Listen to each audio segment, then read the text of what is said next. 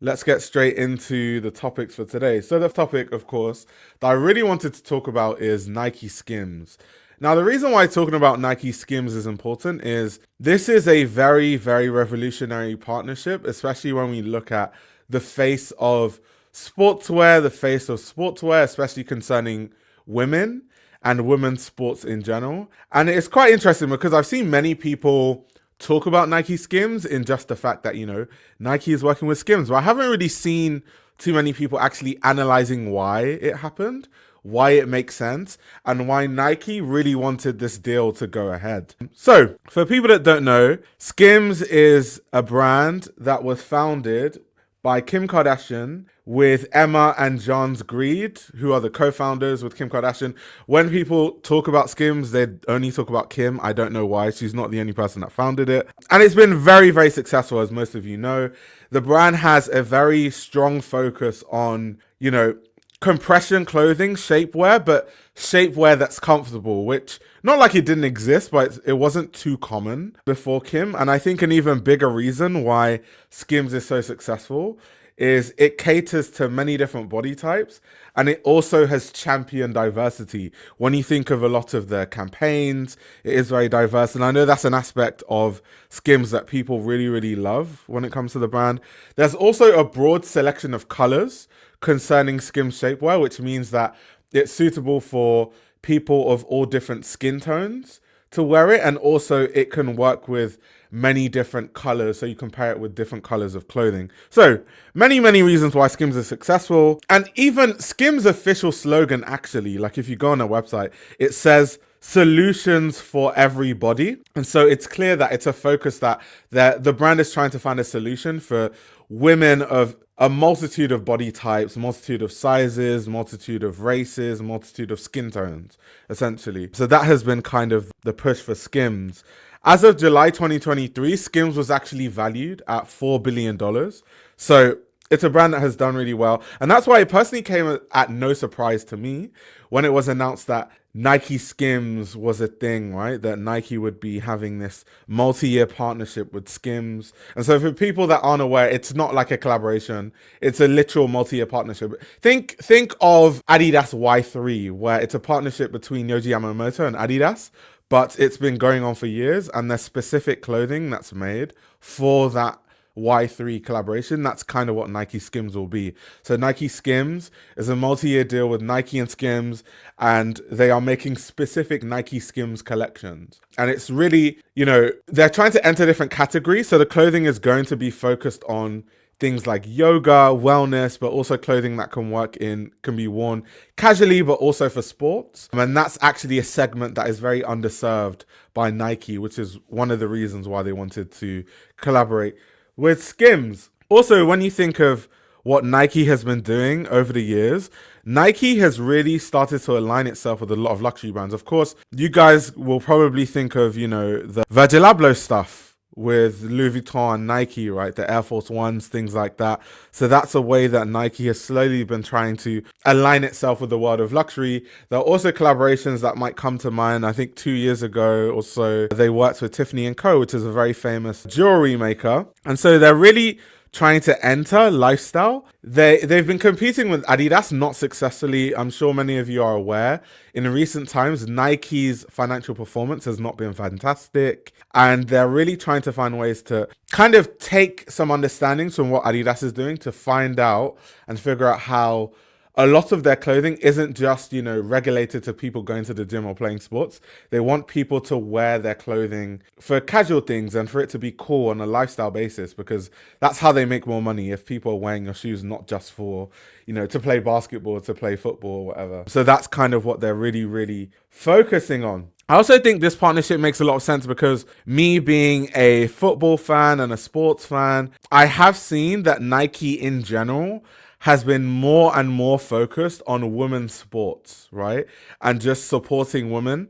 So this partnership with Skims, a brand that's co-founded by women, Makes a lot of sense, right? It makes all the sense in the world why they would do that. I've talked about this before, but I'll talk about it again. It was only recently in 2023 that Nike introduced a boot, a football boot called the Phantom Lunar. Now, the Phantom Lunar was very revolutionary because a lot of women, when they used to play football, they used to wear the football boots that men wear because that was all that was available. However, men and women are not the same biologically, and women have very different hip positions. And what that meant is that when they used to wear those football boots that were made for men, they were tested on men, all these things, Nike did research and found out that a lot of female athletes were being injured because the way that men's boots are designed isn't optimal for their bone structure, right? So a lot of women would have like ACL tears, MCL tears, all because of how the boots are. So Nike introduced the boot called the Phantom Lunar that actually takes all this research and creates a boot that actually makes sure and minimizes the risk of injury for female athletes, specifically in this case in football, right?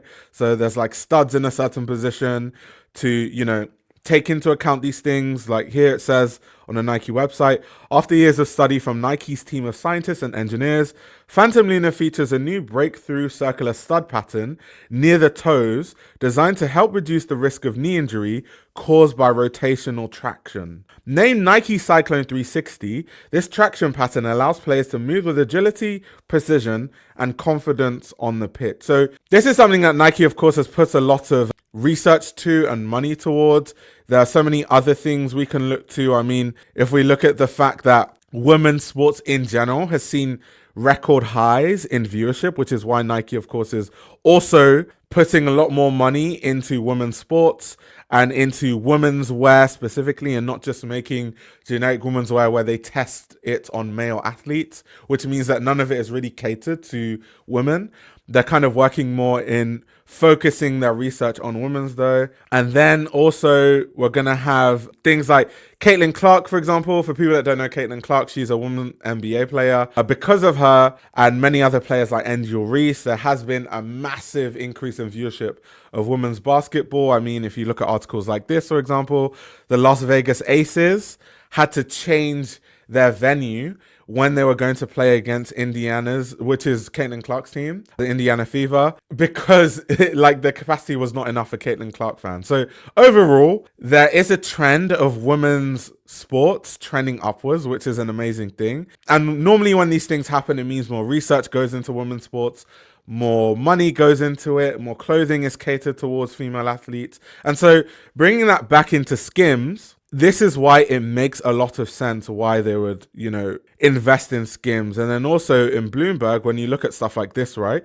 you can see that Nike's overall women's sales have stalled. And so NikeSKIMS is actually something that can come in and actually help sell women's clothing, because Skims is very women centric and it's catered towards women. So that might be something that pushes women to, buying more Nike products, which will mean that their women's sales will be even stronger.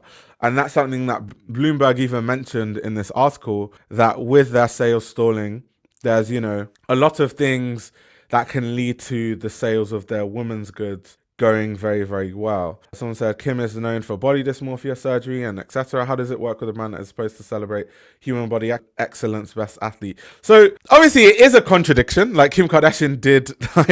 I genuinely believe that the reason why BBLs are such a famous procedure is partially because of Kim Kardashian. There are many other factors. So that's definitely true. But I don't think they're looking at it in terms of that. They're looking at it in terms of the category of women's wear and how that would work with a sportswear brand. Because of course, Skims is kind of like, they're looking at yoga being a big buzzing thing, and Skims, just working within that, right? That's kind of how they're looking at it. They're looking at it from a market standpoint. But what you're saying is very valid in terms of Kim has literally led to so much body dysmorphia in the world. And it's kind of weird for a brand that is supposed to be celebrating the human body's excellence and the excellence of athletes and, physical achievements. There's kind of a contradiction there. I definitely agree with that statement that was posed. But yeah, so for all these reasons, it makes a lot of sense why these things are happening. Even Dami is saying in the chat that Skims is competing with Lululemon.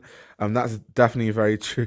Nike is so desperate they have enough money to get real talents to work on real innovation. I mean, but they do that though. I don't think that's a fair critique, only because one of the big issues and the big reason, well, there are two reasons why Nike has had bad financial performance. The first reason is a lot of the things that they have created in recent times isn't really resonating with customers. So what Nike has been doing that people don't like is they have been retroing and slightly changing old shoes and making them worse in the eyes of a lot of sneakerheads. So people aren't really interested. People are saying that Nike is not innovating. And you have to be very specific, because I think that Nike is extremely innovative when it comes to new materials, new sportswear things. But in terms of just silhouette and aesthetic, the innovation hasn't really been there. And a lot of their, best designs are very far in the past, and they really need to work hard to make new designs that really hit. I think the Vapor Maxes definitely did that, but they need more shoes. I mean, a lot of the new shoes that they've released recently haven't really hit. And that's why, Adidas is really, really competing with them, because of things like the Sambas, because of things like the Spezials that everyone is wearing with jeans, which is what Nike wants. They want a shoe that is going to trend the way that Sambas are trending. Of course, they have things like Air Force Ones that people will always wear, all these different things, but they really need that hero product that doesn't exist for them right now. The second reason why Nike has had really bad financial performance is because they overestimated their value in a way, and they cut ties. I'm not sure how many of you remember when this happened, but in 2022, Nike cut ties with a lot of retailers to focus on direct-to-consumer sales. This is something that a lot of brands are doing. I mean, we looked at the financial reports for Gucci. Kering as a whole, their strategy right now is looking at D2C and really removing a lot of stockists and reducing stockists worldwide. So this is nothing new. However, in the case of Nike, I think they underestimated how important their own retailers were. And after they cut ties with retailers, they saw really bad financial performance and realized very quickly that they needed the retailers. But they've already destroyed their relationships with their retailers by cutting ties. And now they're going back to their retailers, trying to get them back. And now they're having to sign deals that were worse off than the ones they had, because now these retailers have all the leverage. They know Nike is struggling. They know Nike is basically begging them. So they literally have the balls in their court now. So they can just be like, well, okay, we want this amount of money and we want to have these products and we want to have the higher tier of Nike products and stuff like that. So they completely shot themselves in the foot by deciding to cut ties with retailers. And so these are all the different issues that Nike has been facing. So this is why Nike performance has been really, really bad. Culture said, didn't they cut a lot of the in-house employees and their digital marketing doesn't hit? I was just looking on their site and I was shocked. Yeah, this is facts, where Adidas is really destroying them. And Adidas has so many good campaigns recently. Like, you think of Anthony Edwards with the AE1s, talking about the Peach State and all that sort of stuff. That rollout was really, really good. So Adidas has just been, even the collaborations that Adidas has been doing, the fact that they work with Grace Wells Bonner. They had Grace Wells Bonner design the Jamaica kit. They're having her collaborations on the runaway. Like, Adidas right now just seems to get it. Whereas I think Nike is a bit behind when it comes to decisions that they're making, the marketing, but also, just cutting ties with retailers and doing all that other funny stuff that they've been up to. Kocha says, yeah, I read an article about how vital retail was for their brand. Yeah, I don't know what they're thinking, because normally they are supposed to do research. Like, not every brand is the same. And it's kind of weird when companies are like, well, every brand is focusing on direct to consumer, so let's focus on direct to consumer. Like, you actually need to do research and see how important it is. And if it works for your own company, you're not just supposed to blindly do things just because every other massive company is doing it. And they've suffered greatly for that decision. They've really, really suffered for that. Grassroots marketing Nike got from the customizing of their trainers was super massive. They really underestimated what that meant for their organic growth and cultural footprint. Yeah, I also think that the big issue with Nike these days is the fact that they don't invest in a lot of grassroots things compared to like when I was growing up. Like, when I was growing up, they had basketball tournaments in London, like Midnight Madness and all this stuff. I think there's normally like an effect when people that play grassroots sports are influenced by the brands that they see. And then as they progress in their careers or as they progress as people, Those are the brands that they are familiar with. And so when you neglect grassroots sports, you're really shooting yourself in the foot. And in the past, when they did do grassroots sports and invest a lot in it, they saw a lot of growth. Now you have brands that are killing Nike, not completely, because of course Nike is still way bigger than these brands, but these brands are very quickly taking Nike's market share. We have brands like On Running. New Balance has been doing really, really well recently. And that's a big mistake that Nike has also been making. Yeah, when it comes to performance as a runner, it's never Nike. Exactly, Siobhan. Exactly. So all across the board, it's just been bad decision after the other. And that's why, going back to this Skims collab, this is why it makes sense, because they need something that can really move the needle. And I also found out that this partnership has actually been in talks for more than a year, which means that actually they've been working really hard behind the scenes. And this was always the cat out of the bag that they had to kind of fix their financial issues. Like I said earlier, when the Skims partnership was announced, their share prices went up by 6%. So clearly there was, something very, very good about it financially for them. Heavy on running. I only get spikes from New Balance. Yeah, exactly. I mean, I run sometimes. I'm not the biggest runner, but my running shoes are Hoka Gaviotas. I can't wear Nike shoes for running, funny enough, because I need stability shoes, and I just don't think Nike has any good stability shoes. In fact, I think they only have one like proper stability shoe in their lineup, and it's not really that good.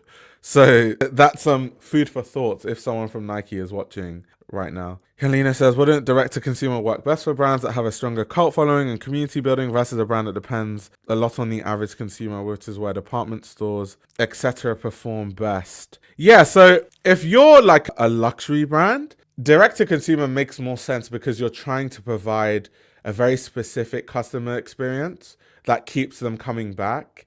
And you can also communicate your brand a lot better. However, if you're like a mass market, everyday consumer brand like Nike is, you have to use other retailers. Like, you cannot survive because you need to be everywhere. That's the only way you make money. Nike is the kind of brand that everyone needs to have access to buy. It needs to be in every store everywhere in the world. That's how Nike works. Most people do not buy Nike from Nike's website. That's not like how that works compared to like luxury brands where a higher percentage of people will buy stuff directly from the website or directly from their own flagship stores, right?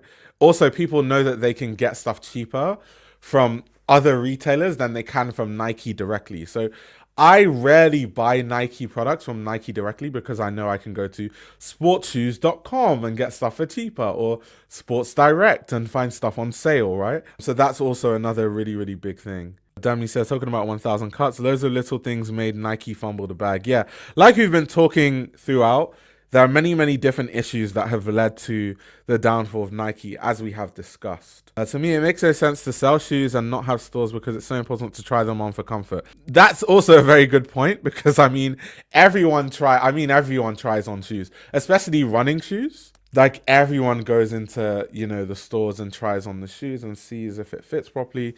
And so being like, yeah, we're only going to be direct to consumer and everyone's going to buy from our website, it just didn't really make a lot of sense. Like, people are more likely to try on shoes of sportswear brands that they're going to use for, actual sports like running and playing different sports than luxury shoes. A lot of people don't really try shoes on. They kind of just they buy it online. They're like, let me see, it might fit, it might not fit. But people are less likely to do that with sportswear, from what I've noticed. Yeah, the problem with direct-to-consumer counteracted with how people wanted to shop post-pandemic, which is outside. Direct-to-consumer works when people are online. People want to wear the Nike in real life. For that, they need to be outside. Yeah, facts. Pure facts. So yeah, like I said earlier, the range of NikeSKIMS will mainly be focused on apparel that enhances the wearer's performance, but also can be worn on the running track and the yoga mat, which is kind of what they're really, really going for. These are the venues that Nike is really trying to seek prowess and try to compete with the likes of Lululemon and stuff that has been collecting a lot of Nike's market share. Also, there was an executive from Nike that talked about the collaboration between Skims and the North Face selling out very quickly as an encouraging reason why they think that, the Nike Skims partnership will really, really work, because it shows that Skims has a real cult following and they can really move products in a very fast way. Yeah, I think feet are even more diverse than body shape. Not wearing the shoe before buying is insane for me. Yeah, I think it's absolutely insane too. But I mean, I've worked in fashion long enough to know that a lot of luxury consumers just don't care. Because so much, remember, we talk about this all the time, right? But luxury brands are not footwear brands. They're not like Nike. Like, they don't put as much research and development on different foot shapes and stuff. They have to make collections every season. So they're not developing shoes for 2-3 years like Nike would, right? How long does it take a luxury brand to develop a pair of heels? Not really that long. So they don't have enough time to consider actual practical things, like exactly how can we keep changing the materials used in these heels to make sure that they're comfortable to wear, because the collections have to be made so quickly. So that's why the typical luxury consumer that buys luxury footwear doesn't really care that much. They just don't, because the luxury footwear isn't made for people that actually care about wearing comfortable shoes, or shoes that are catered to, you know, being the best thing for your feet, right? Exactly what Tarek is saying. It's a conceptual thing if they do that kind of research. Facts. Exactly that. I think people tend to normalize foot pain too. So you'll often find people wearing shoes 2 sizes too small, not realize it until... Do you know what's actually funny about this, right? That's why a lot of models, for example, have really messed up feet. Like, if you notice, a lot of fashion models, their feet are like really bent. They have bunions. They have all sorts of foot issues because they're forced into wearing all these badly designed fashion shoes that aren't really good for your feet. And when you wear that over the course of a career, the only outcome is that you have messed up toes and your toes are smashed into bits, right? So yeah, anyway, all that to say that that's why it's way more important for a sportswear brand where people actually care about the fit and stuff like that to actually have stores all around the world where people can try things on. And I think that Nike really, really, really underestimated that. They really, really did. But let's read the statement that they wrote on Nike's website. It says, "Body obsessed. We heard you loud and clear. You want to look good and feel good. That's why Nike and Skims are teaming up to introduce a new brand, NikeSKIMS. Grounded in innovation and unrivaled belief in women, NikeSKIMS products are designed to sculpt and engineered to perform. Stay in the know by adding NikeSKIMS as an interest on your member profile." Yeah, that's if you want to get updates. Which, normally, a lot of these statements tend to be a lot of like dribble drabble, which is what I like to say. However, this is actually facts because, I mean, Skims itself is all about sculpting around the body. And Nike obviously is one of the premier sportswear brands that puts a lot of money into research and development. So you bring those two things together and it might lead to a lot of fireworks. It might lead to a lot of big, big things happening. Also, they said that very soon products will be released in the US. And next year, a lot of products will start to be released globally. So all my Americans watching, you guys will get the stuff first, and I will be looking very closely to see what the general response is around NikeSKIMS online when it happens. So yeah, that is the deal with Nike and Skims and why, you know, it makes sense and kind of what Nike is going for. And yeah, interesting to see where that goes and if it really, really hits on all fronts. I used to model and 2 of my toes are hammered, but I've seen models with worse foot problems. It's especially chronic with models and people with narrow feet, heels and ankles. Yeah, exactly what I said. Like I said, because I work in fashion, I know for a fact that a lot of models have messed up feet, and it's because of how badly made most luxury footwear is. So yeah, just going back into my point about the fact that luxury brands don't really consider what actual footwear brands consider when they design footwear. Like, do you know how long it takes Nike to release? Do you know how long it takes Nike to release new footwear? It takes ages. They have to do so much product testing and research. Like, they do loads. Whereas a luxury brand, literally, how many collections luxury brands will produce on the low end? A major luxury brand that makes footwear, because smaller brands don't have the resources to make footwear, so it's normally the bigger brands. They have spring, summer men's, spring, summer women's, fall, winter men's, fall, winter women's. That's 4 collections. And then they have to do resort and then maybe another holiday collection. So at minimum, 6 collections that will have different footwear. 6 different collections with different types of footwear is insane. That means there's barely any research and development happening in terms of the footwear. And if any, it's only for weeks, maybe months. Whereas Nike literally has athletes wearing this stuff, product testing it for months and months to years before this stuff ever gets released to the public. So there's a huge difference. I don't even think it's comparable to compare like a sportswear or footwear brand with a luxury brand making footwear. Like they're completely 2 different things entirely. Like they're not even closely related at all, in my opinion. This YouTube channel runs on your support. If you want to support the channel, you can subscribe to my Patreon. You'll gain access to exclusive content that includes everything from my Patreon podcast, where I give a behind-the-scenes insight into the fashion industry, as well as a fashion book club where I review my favorite fashion books. You can also check out my fashion ebook, which highlights the best fashion journalists to follow, definitions of common fashion terminology, and how to determine what a good source of fashion information is. The links to everything are in the description below.